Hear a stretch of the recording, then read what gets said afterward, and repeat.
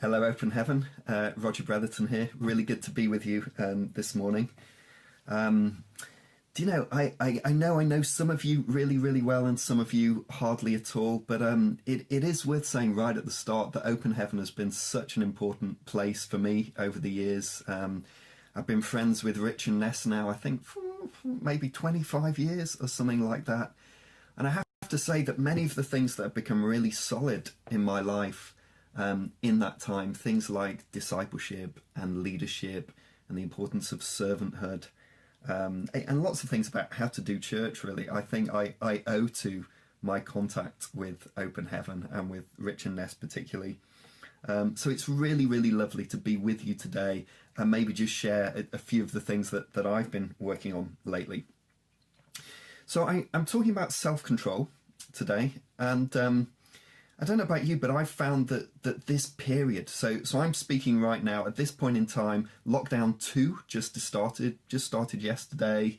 It looks like Joe Biden is about to win the election, but at the moment we don't know. So I don't know. I think when you see this in a week or so's time, who knows what the world will be like in that moment. I certainly don't. But if you're anything like me, lockdown is quite a challenge. So all the restrictions that have come with COVID are really, really difficult to cope with. And I found particularly when we first went back into when we went into lockdown the first time, not back into, when we went into it the first time, and to begin with, I thought, oh yeah, this will be 2 weeks and then I'll be back to work. That's what I thought. And then began to realise that basically this was it. And for me, it was this huge collision of parts of my life. So both me and my other half, Marie Claire, we both have jobs that are more than full-time. We have 2 boys. And so suddenly we're all at home and all those worlds collide in one place. My job, her job, the boys' education, homework, housework, fun and laughter as a family. You know, so suddenly it's all in one place. And I found that really, really difficult to deal with in the first instance. Very, very hard. Partly because I started to feel frustrated. I started to feel like I wasn't being productive. I wasn't doing very well with my work, but I wasn't really doing very well as a home educator either. You know, I discovered that apparently, can you just do it? It is not a good home education strategy. Who knew? So a few weeks into that, I end up starting feeling quite resentful about it. And I don't know if you find this, but when I'm feeling that way, when I'm feeling helpless and hopeless and a bit fed up and anxious and ashamed and all that kind of stuff, I sometimes end up sort of trying to pin it on something to blame. You know, who's to blame for this? What's to blame for this? Why am I feeling like this? And so I find myself in a conversation with Marie Claire, my wife, in the kitchen, in which effectively I launch into, if you hadn't done this, if you hadn't parented our kids like that, if this wasn't the way you behaved, etc., etc., you know, I'm an absolute delight to be married to at times, as you can imagine. And Marie Claire stopped me in my tracks. She said, Roger, this situation is difficult enough without us turning on each other. You know, this lockdown is hard enough without us suddenly deciding that each other somehow are the problem. And it was one of those really significant conversations. The weird thing about it is that she doesn't remember even saying that. But for me, it was that moment where I came to an acceptance of, okay, this is the situation. Let's deal with it as best we can. Let's not turn this into another conflict that we don't need right now. But in a sense, the invitation that she gave to me at that moment was an invitation to self-control. Some people have called self-control control of the self, by the self, control of the self by the self. In a sense, she was saying, I can see that you're struggling right now, but you're far better than the way you're currently responding. And what I want to talk about today is how self-control is deeply linked with our identity. So when the Holy Spirit comes within us, as the Holy Spirit grows within us, the Holy Spirit actually is part of a new identity for us. And that's one of the things that grows self-control. So we're going to look in the Bible, and then I want to illustrate that with a bit of psychology. And basically we're going to talk about what is self-control, what does it do for us, and how can we activate it in ourselves. So I know you've been looking in Galatians 4 together. So you've been looking at that area in Galatians where Paul talks about the fruit of the Spirit. And if you've looked at that passage closely, what you know is that in that passage, Paul confronts us with the duality of the human condition. It's almost like he gives us two mindsets of thinking about what's good for us. One of them he calls works of the flesh, and it's enmity, strife, dissension, all those things which, by the way, if you ever want to write a hit box set for Netflix, take that list, stick it in your drama, it'll be a massive hit, you'll make loads of money. But Paul says that these works of the flesh, they're often immediately rewarding. They feel good in the moment. That kind of aggression, that kind of aggro, it feels like it gets something for us in that moment. But they're ultimately destructive. They're destructive to our relationships. They're destructive to our institutions. They're destructive to who we are as people. And he contrasts that with what he calls the fruit of the Spirit. And the fruit of the Spirit, love, kindness, gentleness, patience, etc., those things can be costly in the short term, so sometimes they require a bit of delayed gratification, a little bit of holding ourselves, self-possession in that moment. So in the short term, they can be costly, but the fruit of the Spirit ultimately, says Paul, lead to benefit. Ultimately, they lead to whole communities, goodness in life, and ultimately these are the things that will follow us into the next world. Basically, they're part of the future that God has for us to come. The other thing you may have noticed as well is that works are plural. So Paul says the works of the flesh, but fruit are singular. So the word fruit used there in the Greek, it is a singular word. And it's almost like Paul again is saying, if we live by works of the flesh, we become fractured. If you just live by what gains you advantage in any given moment, you become divided against yourself. You become incoherent. You become this sort of fragmented self. There's no coherence to it. But if we live by the fruit of the Spirit, we become unified, we become integrated, we become whole. It's almost like that's the work that God is bringing about in us, to become whole, complete, unified people in a unified community. That's what the fruit of the Spirit are driving in us. And when we look at the final fruit of the Spirit that Paul mentions in this passage, self-control, it's the ninth, that is a kind of crucial component of living life in all its fullness. So psychologists say that self-control is the ability to stick with what we value most. It's the ability to remain focused, stay with one thing. It's our capacity to be undistracted and to avoid temptation. And it's an essential component of living a fruitful and flourishing life. Two of the world's experts on self-control put it this way. They said self-control failure is central to nearly all the personal and social problems that currently plague citizens of the modern developed world.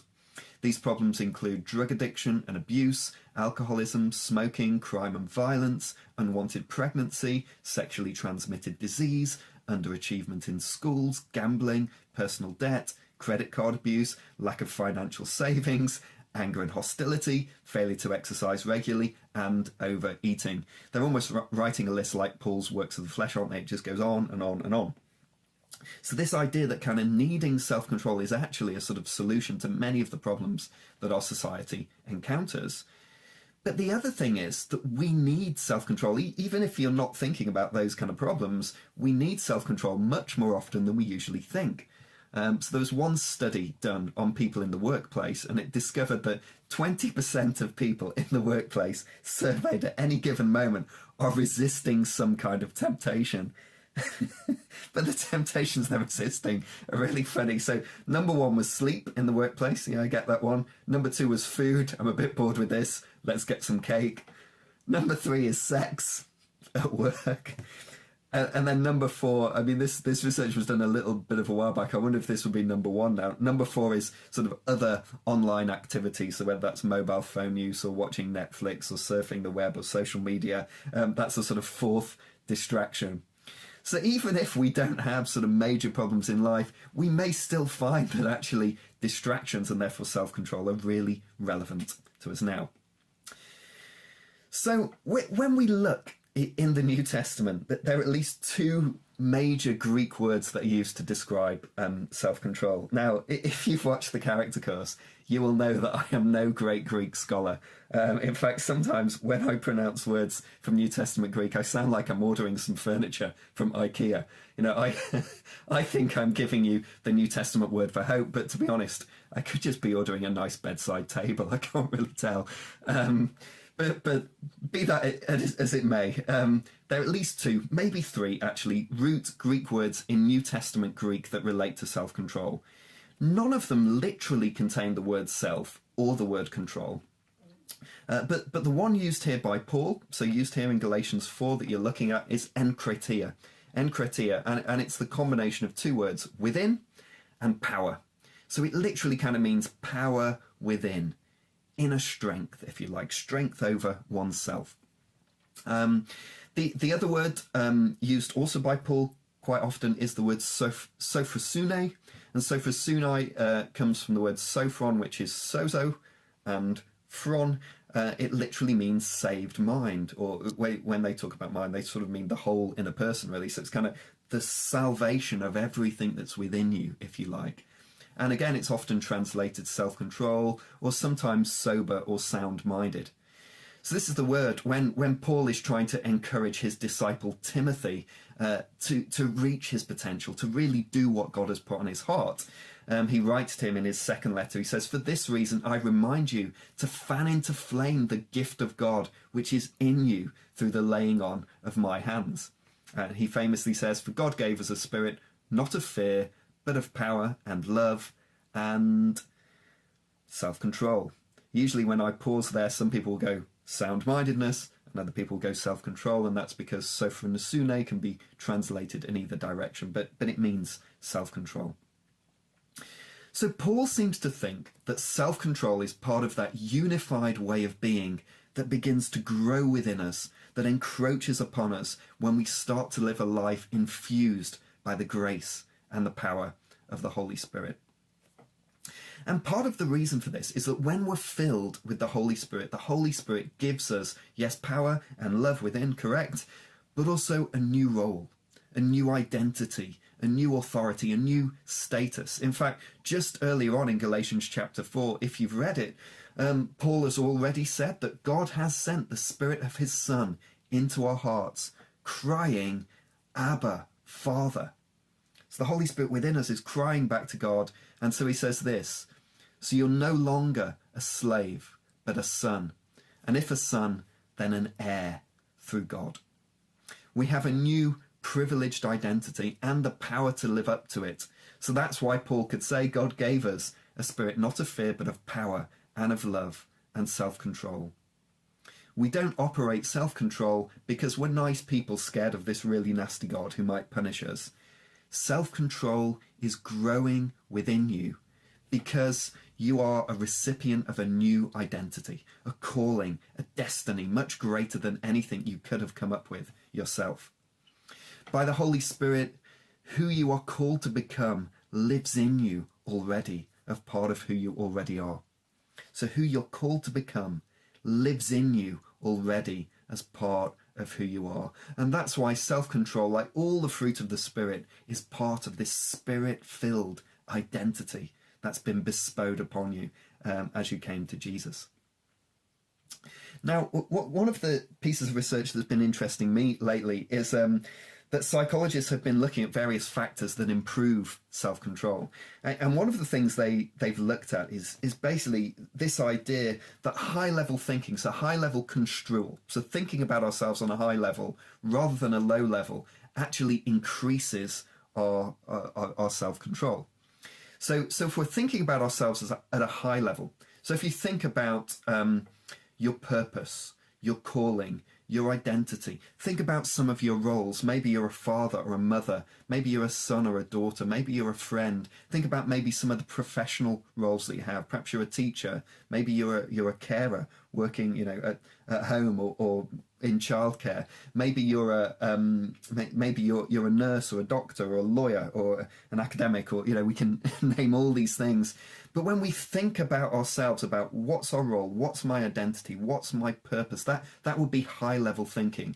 Whereas low-level thinking would just be about what do I need to do in this moment. So low-level thinking really is our to-do list.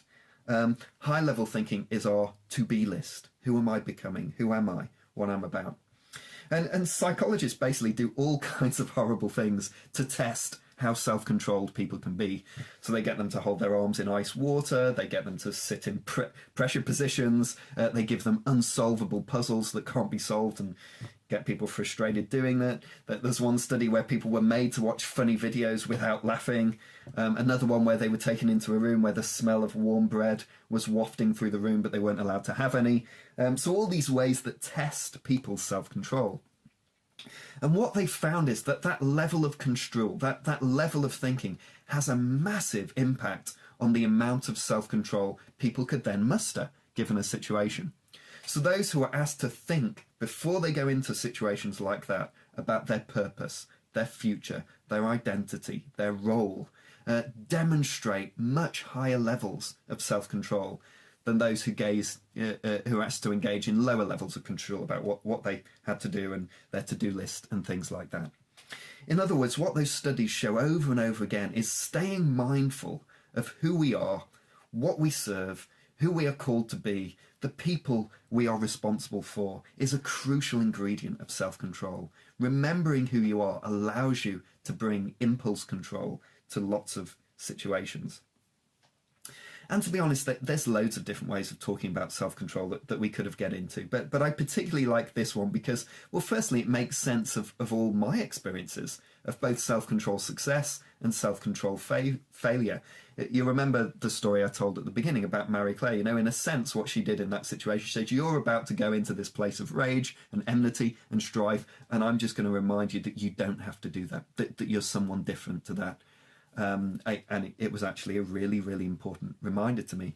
There's other studies done where they get people at work, for example, to keep a mirror on their desk, just so they catch their reflection every now and then. And what you discover in those studies is if you've got a mirror on your desk, those people, their ability to be productive in the day went up, because it's in a sense they're being reminded who they are bit by bit. There's other studies done where they remind people about their identity. So sometimes, you might not feel like a parent, might not feel like a responsible leader at times, but just actually reminding that that's the banner, that's part of your identity. Sometimes self-control is locked in those things. And interestingly, probably two of the most quoted proverbs in the Old Testament draw on that idea that self-control is an important way of unifying our identity. One of them says, a man without self-control is like a city broken into and left without walls. Self-control is essential for maintaining our identity, maintaining our side of the integrity of who we are. And then the other famous one, where there's no prophetic vision, the people cast off restraint. Sometimes it says the people perish, but in a sense it means the same thing. In other words, that self-control requires a prophetic vision. It requires a sense of a bigger picture worth focusing ourselves towards. And this idea also fits with pretty much every temptation story in the Bible. Some of the most dramatic self-control failures in the Old Testament were committed by people who momentarily forgot who they were. We don't have time to go into them, but look at the story of Eve in the Garden of Eden. Did God really say that you shouldn't do that? Look at the story of Esau and Jacob. Jacob is tired and he's hungry, and as a result he signs off his entire inheritance to his younger brother and in a sense loses his place in history. But if succumbing to temptation involves forgetting who we are, resisting temptation comes from remembering who we are. And nowhere is this seen more powerfully than when Jesus is tempted in the wilderness. So time and time again the tempter comes to him with the words, if you really are the Son of God. He's trying to undermine Jesus' identity over and over and again. And the way Jesus responds is with words from the Hebrew Bible. Over and over again, in response to that attempt to undermine his identity, Jesus responds with words from Deuteronomy. He says, this is what God says, and as his son, I'm kind of siding with him. Jesus says, this is what God says. I belong to him, and so I'm with him, not with you. I will go on who God has said I am, not on your attempt to undermine it. Jesus' resistance to temptation came from knowing that he was the treasured and prized child of God. And according to Paul, now by the Holy Spirit, that's the same identity that the Holy Spirit is now growing in you. The Holy Spirit repeats within you that you're the treasured, you're the prized, you're the valuable child of God. And it's that identity that now is within us, that grows within us. So given all that, how do we activate self-control? Let me just finish by giving you 3 things that might help you think about how you can use this approach to self-control in your life. And basically, I'll talk about how you use it relating to yourself, how you use it relating to others, and how you use it relating to God. So firstly, with regard to yourself, I'd argue that therefore you need to respond to temptation like Jesus did by reminding yourself who God has said you are. In a sense, you're reminding yourself, who are you? So don't fight a pitched battle with the details of your temptation, counting your financial misdemeanors, your sexual temptations, moments of dishonesty or disloyalty or cowardice. Rather, don't ask, what should I say? What should I do? Looking at these details, that might be part of it. It's not wrong. But more importantly, you might want to ask, who am I? Who am I called to become? And does this situation, and what does that mean for this situation? Who am I? What am I called to become? And what does that mean I should do in this situation? Otherwise, you want to lift yourself away from just being attracted to the distraction and find yourself in a place where you're more interested in what's going on with God in you. So secondly, that's relating to yourself, remind yourself who you are, and then relating to others.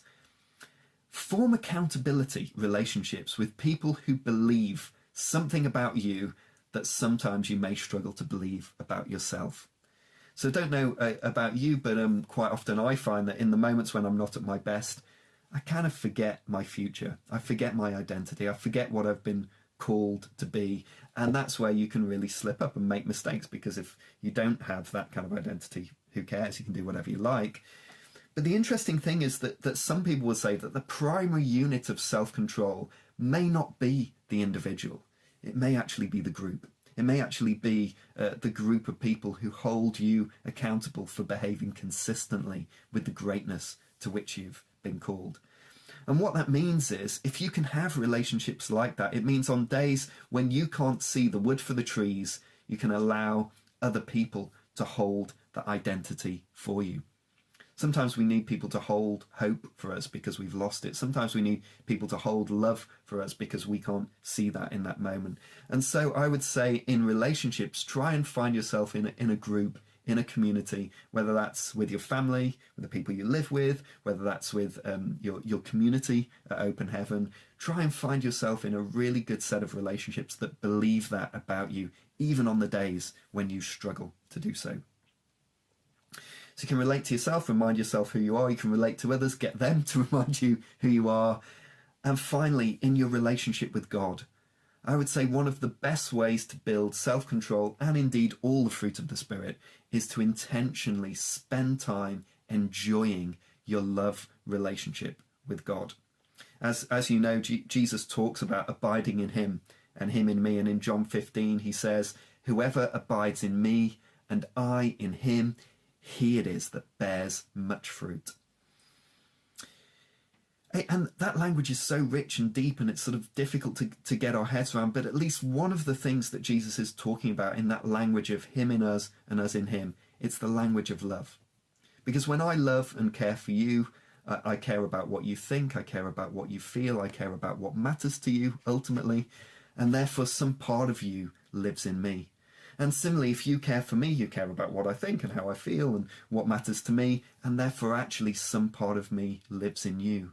In love relationships, I live in you and you live in me, and in our closest loves relationship, we almost become one being in the process of that. So one of the best ways to water the fruit of the Spirit within you is to invest in that relationship. Spend time allowing God to remind you what he treasures and prizes in you, what he sees in you, what future he's calling you to. And spend time as well communicating back to God in worship what it is you love about him, his faithfulness, his loyalty, the way in which he leads you, the wisdom that is shared with you as you walk with Jesus by the power of the Holy Spirit. And even if you spend 5-10 minutes just a day, just living in the love of God, that can be transformative. It doesn't just transform you, it'll transform anybody who comes into contact with you that day, and maybe even anybody they come into contact after that. Because many of our self-control failures, many of our most entrenched sins ultimately come from seeking love in all the wrong places. And the best antidote for seeking love in the wrong places is making time to enjoy it in the right place. So self-control comes from knowing who you are. You can do that individually, remind yourself. You can do that with other people, get them to remind you. And you can do that explicitly, spiritually, in moments with God, getting him to remind you who you are and luxuriating and enjoying that relationship. I hope that's been helpful. I hope the whole idea that self-control comes from knowing who you are and who you're called to be, it just really helps you kind of frame that and also think about all the fruits of the Spirit. God bless you all. I wish you all the best, and my prayers, my thoughts will be with you on Sunday when this is delivered. Very, very best to you.